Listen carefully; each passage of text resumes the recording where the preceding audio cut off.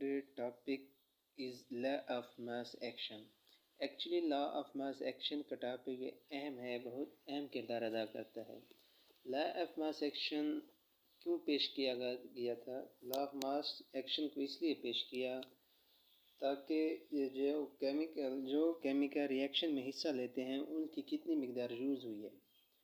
इस लॉ को हम इसी हवाले से वजाहत करते हैं। तो लॉ ऑफ मास एक्शन जो है, दो साइंटिस्ट थे जिन्होंने इस लॉ को पेश किया था। एक का नाम गोल्डबर्ग और दूसरे का नाम वैग था। इन्होंने 1869 में इस लॉ को पेश किया था। फिर इस लॉ के दो पार्ट्स हैं। इस लॉ के मुताबिक जो है सब्सटेंस जो रिएक्ट करते हैं उसके एक्टिव मासेस के डायरेक्टली प्रोपोर्शनल होता है। सब्सटेंस यहाँ पे सब्सटेंस रिएक्टेंट्स कहलाते हैं और एक्टिव मास क्या होता है? रिएक्शन में जो केमिकल हिस्सा लेते हैं उनका कितना मास उस रिएक्शन में हिस्सा लेता है, तो उसे हम एक्टिव मास का नाम देते हैं। इसका लॉ का जो पहला हिस्सा है वो ये है कि सब्सटेंस जो रिएक्ट्स करते हैं उनके एक्टिव मासेस के डायरेक्टली प्रोपोर्शनल होता है, और रिएक्शन का जो रेट है सब्सटेंस के रिएक्टिंग करने के एक्टिव मासेस के हासिल ज़रब इसके प्रोडक्ट्स के डायरेक्टली प्रोपोर्शनल होता है। इसका जो फर्स्ट पार्ट है वो ये है कि सब्सटेंस जो हैं वो इसके एक्टिव मासेस के डायरेक्टली प्रोपोर्शनल है, और रिएक्शन का रेट है उसके सब्सटेंस के रिएक्टिंग करने के एक्टिव मासेस के प्रोडक्ट के भी डायरेक्टली प्रोपोर्शनल है। जनरली हम एक्टिव मास को मोलर कंसंट्रेशन का नाम ही देते हैं, और जिसके यूनिट्स मोल पर डेसीमीटर क्यूब है, और हम इसे स्क्वायर ब्रैकेट से ज़ाहिर करते हैं। स्क्वायर ब्रैकेट से ज़ाहिर किया जाता है। इसकी वजाहत हम एक एग्जांपल से करते हैं। हमारे पास एग्जांपल है A+B जो रिएक्टेंट्स के तौर पर काम करते हैं, C+D जो प्रोडक्ट्स के तौर पर होते हैं, और जो KF है ये फॉरवर्ड रिएक्शन के लिए है और KR रिवर्स रिएक्शन के लिए है। हम इसे यूँ लिख सकते हैं A, B, C and D क्या है? मोलर कंसंट्रेशन है। ये molar concentration of A, B, C and D। क्योंकि मोलर कंसंट्रेशन को हम स्क्वायर ब्रैकेट से ज़ाहिर करते हैं, जैसे कि हमने पीछे देखा, इस मोलर कंसंट्रेशन को हम स्क्वायर ब्रैकेट से ज़ाहिर करते हैं।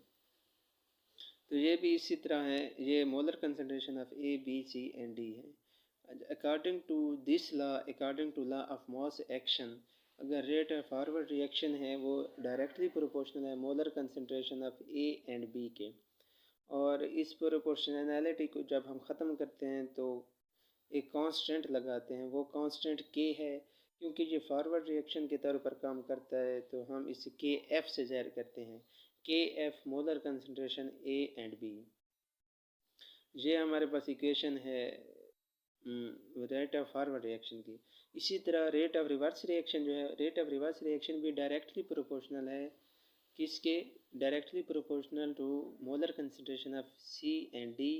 जब इस प्रोपोर्शनैलिटी को हम ख़त्म करते हैं तो यहाँ पे भी हमारे पास एक कांस्टेंट लगाया हुआ आता है जो KR से मेरा रिवर्स रिएक्शन है, इसलिए हम KR molar concentration of C and D।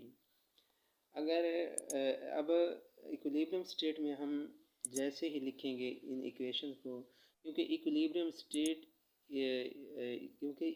State जो है वो rate of forward reaction is equal to होता है rate of reverse reaction. Rate of forward और रिवर्स रिएक्शन इक्वल होते हैं इक्विलिब्रियम स्टेट में। तो रेट ऑफ फॉरवर्ड रिएक्शन की जो इक्वेशन है वो ये है, वो हम इधर पुट करेंगे KF molar concentration A and B is equal to जो रिवर्स रिएक्शन के इक्वेशन है वो ये है KR molar concentration C and D।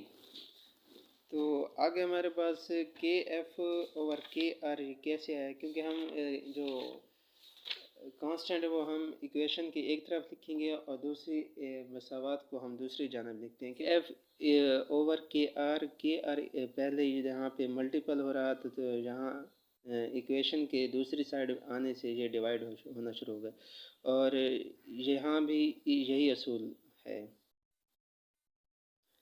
के F over K R is equal to molar concentration C and D over molar concentration A and B. तो हम equilibrium state जो इक्विलिब्रियम कांस्टेंट के लिए हम यूज़ करते हैं के सी। जो के सी है वो इक्विलिब्रियम कांस्टेंट है। Equilibrium constant is equal to होता है K F over K are. के C is equilibrium constant. K C is equal to molar concentration C and D over molar concentration A and B. जो अब के सी जो है यहाँ पे क्यों आया है ये molar concentration C over D sorry C and D over molar concentration of A and B. तो के सी इसलिए यहाँ इसी इक्वेशन को हम ज़ाहिर करते हैं क्योंकि के एफ ओवर के आर की जो वैल्यू है ये है। तो इसी लिहाज से हम यहाँ पे इसको पुट करते हैं। तो ये है हमारे पास लॉ ऑफ मास एक्शन के एक मसावात। ये जो लॉ ऑफ मास एक्शन है ये रिएक्टेंट्स और प्रोडक्ट्स के एक्टिव मासेस और इक्विलिब्रियम कांस्टेंट के दरमियान ताल्लुक़ की वजाहत करता है।